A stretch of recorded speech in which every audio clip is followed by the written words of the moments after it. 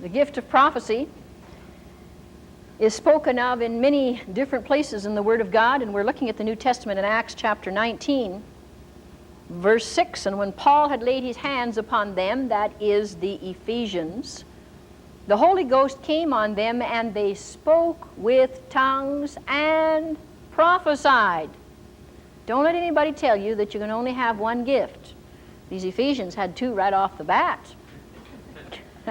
They spoke with tongues and prophesied. And so we're just throwing that in for free to let you know that in some cases both things can come very spontaneous, one right after the other. Again, this is in this place where I was telling you about in our last seminar in the convent where these young people got touched by the Lord. There was about 3,000 students in that convent, and I had the joy of going into many of their, well, they had religious teaching sessions during certain times in the day, and I had the privilege of ministering to them during those sessions. And oh, to watch the Spirit of God move in their life, and they were filled with the Spirit, and they would actually begin to bring forth utterances. And they hadn't even been trained on it. The Spirit of God was moving in such a spectacular way. Sister Marie Angel, the Catholic nun that had asked me to come out to there to share with them, said to me, Mary, we have a large meeting of the high school students in the auditorium this afternoon, and we plan on having about 500 or 600 of them. And I wonder if you would give just a little word from the Lord for them in a way of a little short message. And I says, well, about how long a message did you want? Because you know me, I can get long-winded like Paul, you see. I can go on and on and on. I love it. Oh, I love it. Well, the students got together, and she began to lead them in praise and worship. And some of them began to enter into speaking in tongues, and you'd heard different ones bringing messages. I had asked Sister Marie what she wanted me to speak on that day. And she says, Mary, well, what's on my heart at this point is something like, I am the vine, ye are the branches. I said, you know, that lays well with me. I like that. I really do like that. So that's what I'll do. I'll get something on that. I am the vine, ye are the branches. And I went before the Lord just to get a short word so that these young people could be lifted up in faith. Now the meeting has begun, and everybody's in a state of worship, and the utterances are beginning. And back from the middle of the room, this young woman starts in. And part of her utterance, I tell you, I have never heard such a more beautiful utterance in my whole life. So much so that I questioned whether or not it came from her. I thought maybe it was so beautiful it came out of a prayer book or some special book. It just seemed to be almost too beautiful for this. And part of the utterance was, and what art thou, if thou art not united unto me? And I thought, boy, if that isn't prophecy, I don't know what is. Because I'm going to be speaking on, I am the vine, you are the branches. And the prophecy is in what are you, if not united unto me? I mean, what is a branch if it isn't united to the trunk, huh? I'm the vine, you are the branches. What is a branch if it isn't united unto the tree? I thought, boy, that's true prophecy, because she is foretelling that which is to come. We're going to study some more about this. I liken prophecy, the gift of prophecy, to knives, forks, and spoons. They foretell that which is to come.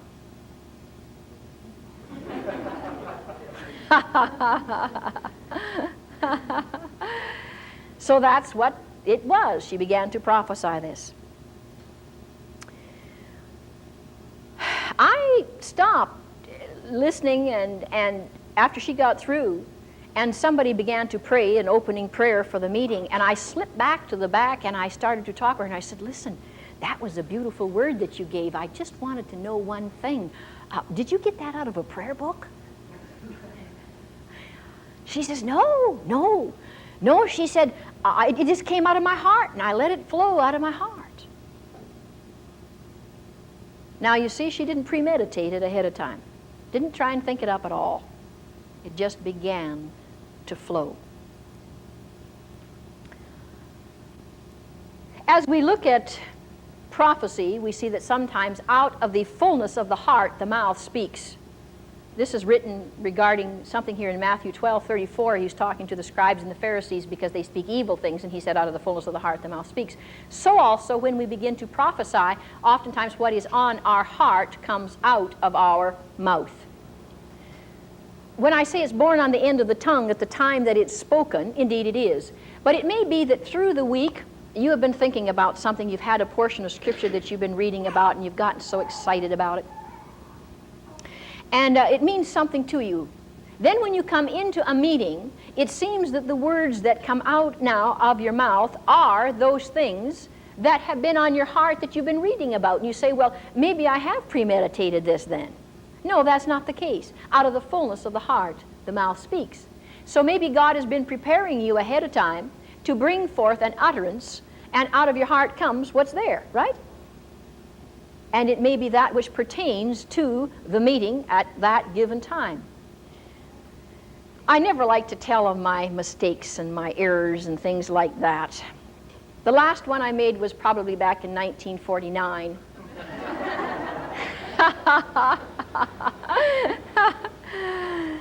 But in order to help you understand these things and to let you know that I have made some bad errors in my time, and that I would like you to maybe try to avoid them and to get the best out of ministering via the gift of prophecy. I said to you that you're not supposed to premeditate these things. They're supposed to be born on the tongue at the time that it's spoken. Well, I'll never forget coming into this particular assembly where I was taught these gifts of the Spirit.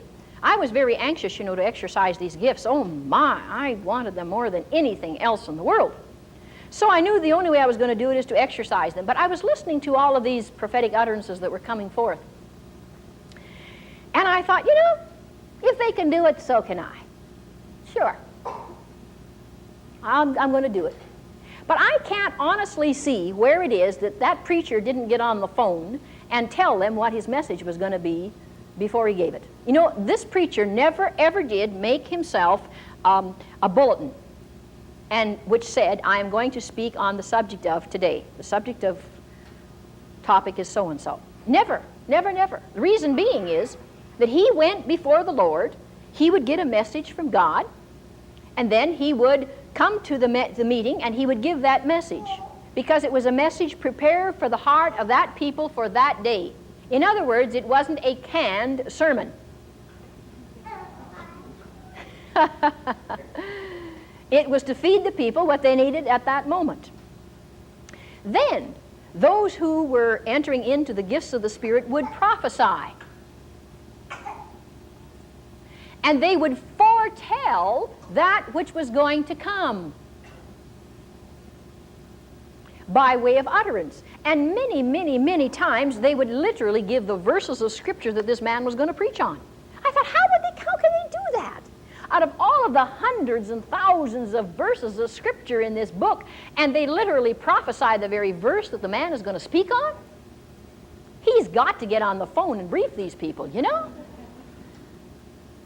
But I learned that this was not the case. And I thought, well, man, if they can pick it out ahead of time, surely I can do this.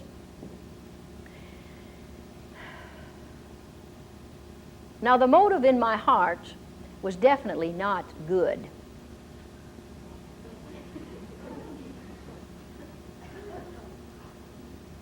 You see, I wanted people to say about Mary Goddard, can't she prophesy nice? Oh my! And when she prophesies, she's so new in it too, I wanted to have it said of me that I could prophesy even better than the old pros. My motive was not good, definitely not good. And in our next seminar, I'm going to go into this type of thing to show you a little more about it. But anyway, I am premeditating now in my heart, and I have decided that if these people can prophesy that which is to come, then so can I. So I am going to go home this week, and I am going to write me out the best little prophecy that you ever did see. The Lord says, da-da-da-dum-dum-dum-dum, and I tell you, there was never any more eloquent prophecy that ever would have been given. The words were all nicely chosen. I got into my dictionary. I picked out some nice beauties. And then I memorized it. Ha, ha, ha, ha. Woo-wee. So we come into the meeting, and we're ready now to have the worship service and the utterances and so on. Well, I didn't really wait for anybody else. I was so anxious to get in there and show everybody what a good job I was going to do that the worship service really hadn't died down in praises before I started in. You almost had to do that anyway to get heard there in that place because everybody was waiting to prophesy anyway. So I started in. Now, one thing I want to let you know is that this pastor never liked fanaticism. He was a very stern person, but very beautiful in teaching the gifts, and he always encouraged you. But he never stood for anything that wasn't of God, and he always made sure that you were on the ball. That was the terminology he used. So I began to prophesy. Thus says the Lord. And I started in remembering all the words that I was going to say. Even as Isaac had dug his wells and was called a peacemaker, so also saith the Lord.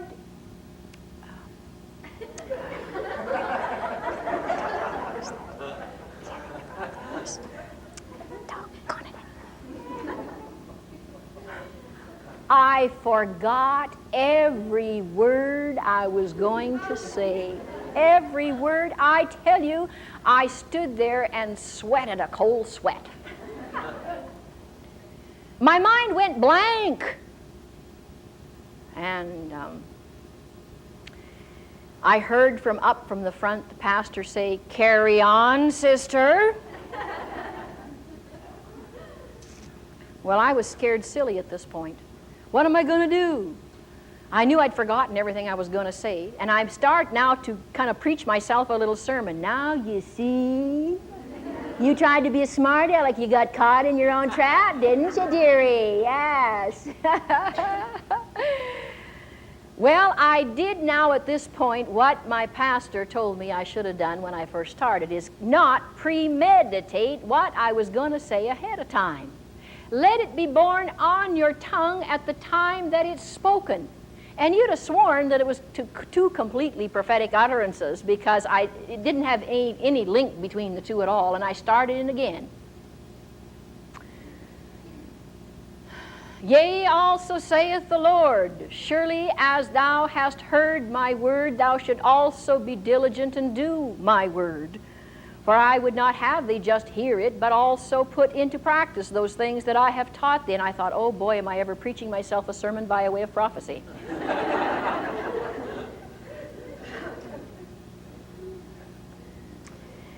Well, you want to know something? I learned one of the biggest lessons in my whole life. Do you know what that man preached on that morning? Be ye doers of the word and not hearers only. Oh, praise the Lord. I thought, hey man, that is the key to it. You know, I never premeditated a prophecy from that time on. I learned the biggest lesson. You know that when we limit ourselves to prophecy and we try to think up something ahead of time, we fail to let God move in us by inspired utterance. Do you know that I've said to you right in our very first seminar on the gift of prophecy, prophecy is creative words of faith that actually bring into being. And you literally tell forth that which is to come. That is prophecy. When the preacher goes before the Lord and he says, look, Lord, what do you want me to preach about this morning? You know, I know it's sad to say that some deliver sermons that some doctor has prepared, and they want to give that. It does take away from everything that God wants to do in a spontaneous basis.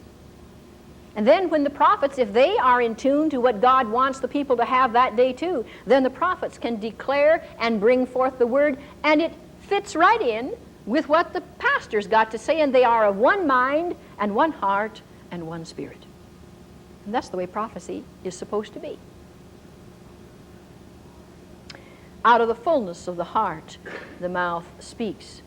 God is not contrary in the utterances, and it will stand to be factual that he is of one heart and one mind.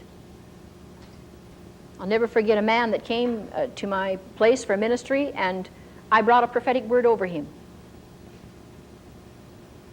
I didn't know that he was sort of trying me out to test the ministry to see if it was authentic or not. I didn't know that. Sometimes the Lord lets me know this, and other times he doesn't. I don't know all there is to know about everything. Thank God for that. But what he did was he received this prophecy, and he said it was right on. He said it was true and correct. But he thought maybe in the back of his mind a little bit that I might have known a little bit about him. And that indeed, maybe that which was spoken was not really so much prophetic, but came out of the thoughts of my own mind. So he decided to go to one of my students. And he asked this person then to minister to him. Didn't tell her at all what was on his heart. And this person ministered to him. And do you know, practically said word for word the very thing that I had said by prophecy. This just about blew his mind. Now he knew indeed that that was of God. You see, when God has a special message to give to a person, he's not going to speak one thing to one person and one thing to the other person, and they're going to be completely different.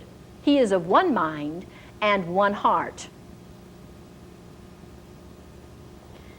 I'd like you to take your scriptures and turn as well to 1 Corinthians chapter 14 again.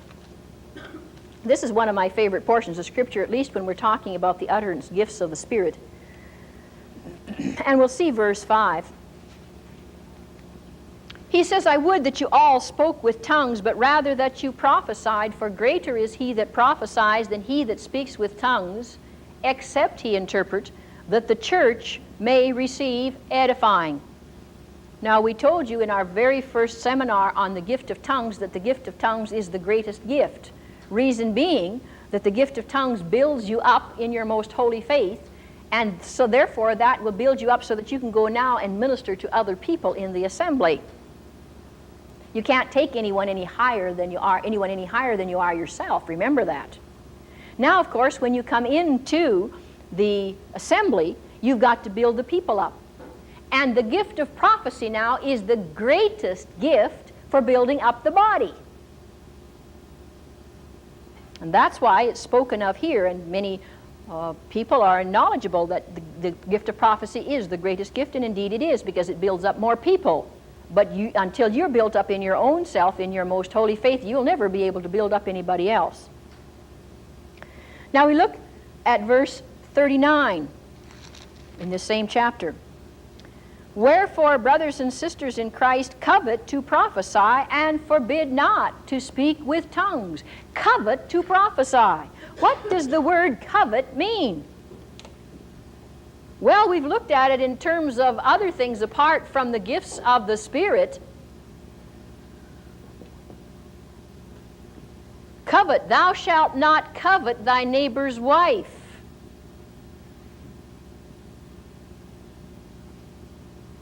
What does the word covet mean?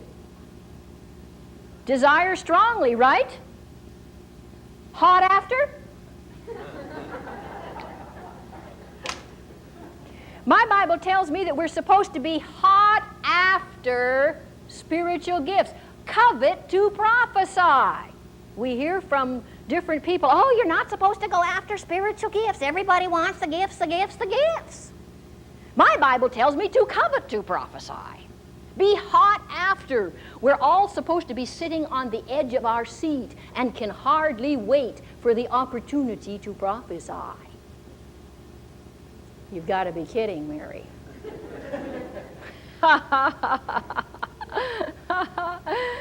Oh, bless your hearts. I know you want to learn how to prophesy, and we're going to go into it some more. So will you come back next time, and we'll teach you some more on the gift of prophecy.